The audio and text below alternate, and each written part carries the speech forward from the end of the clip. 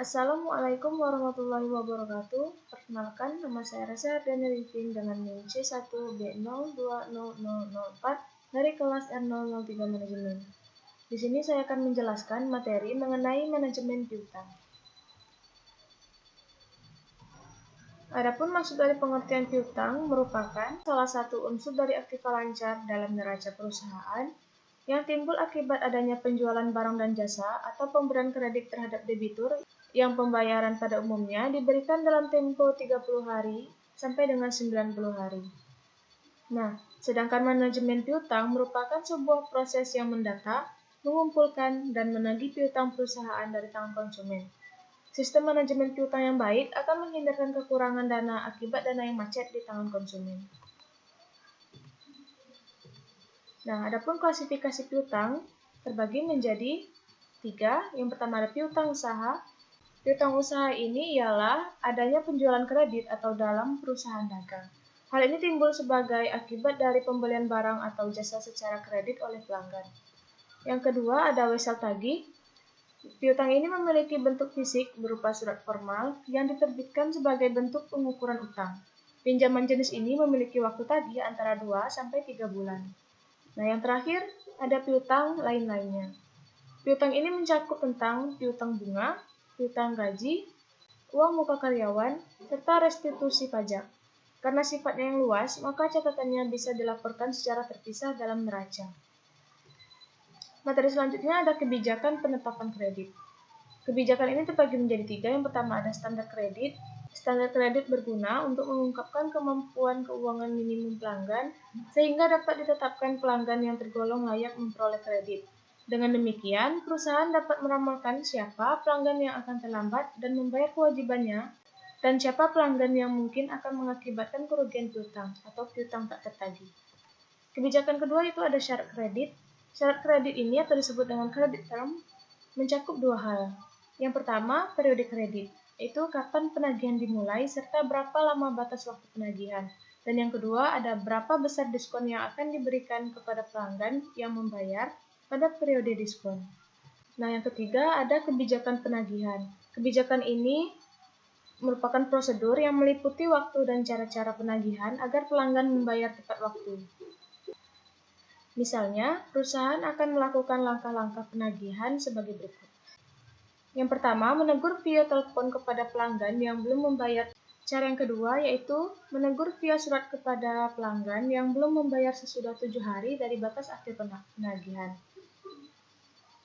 Dan cara yang terakhir yaitu menyerahkan tugas penagihan kepada penagih utang atau debit collector dari luar perusahaan bagi perusahaan yang belum membayar pada 1 bulan setelah batas akhir penagihan.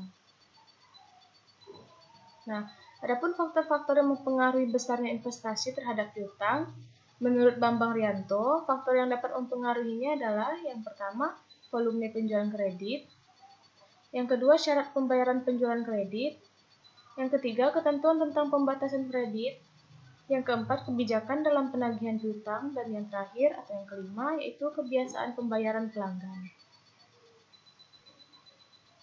Nah, materi selanjutnya tentang penilaian risiko kredit dan penyaringan pelanggan. Nah, yang pertama untuk penilaian risiko kredit, penilaian ini bisa kita lihat dari segi 5C yang kita kenal yaitu karakter, capacity, capital, collateral, dan condition. Nah, 5C ini bisa kita nilai dari segi yang pertama karakter, yaitu kita nilai berdasarkan sifat atau karakter kejujurannya. Lalu yang kedua ada capacity. Nah, nilai dari capacity ini kita bisa melihat dari kesuksesan dalam mengelola perusahaannya. Yang ketiga ada capital. Nah, penilaian ini didasarkan pada sumber-sumber keuangan perusahaan pelanggan. Lalu ada collateral. Collateral ini dinilai berdasarkan aktiva perusahaan pelanggan sebagai jaminan keamanan kredit. Lalu yang terakhir ada condition atau kondisi yang dimana penilaian kemungkinan untuk mengadakan ketentuan perpanjangan kredit. Nah, untuk pencegahan risiko kredit dapat pula dilakukan dengan cara sebagai berikut. Yang pertama, mencari informasi tentang mental atau kepribadian seseorang ataupun sekelompok orang. Yang kedua, mencari informasi tentang kemampuan keuangan. Yang ketiga, mencari informasi tentang jalannya perusahaan.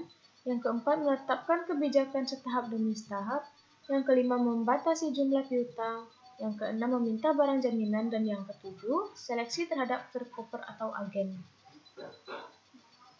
Nah, langkah-langkah penyaringan para pelanggan. Yang pertama ada penentuan besarnya risiko yang akan ditanggung oleh perusahaan.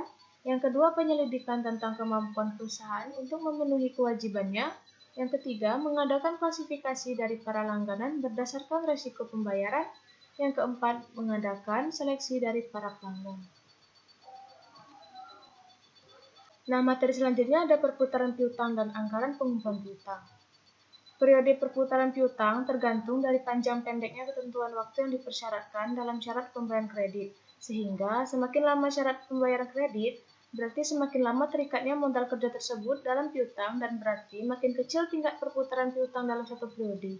Dan sebaliknya, semakin pendek syarat pembayaran kredit, berarti semakin pendek terikatnya modal kerja dalam piutang sehingga tingkat perputaran piutang dalam satu periode semakin membesar. Adapun rumus cara menghitung rasio perputaran piutang, yaitu rasio perputaran piutang sama dengan penjualan kredit bersih dibagi dengan piutang rata-rata.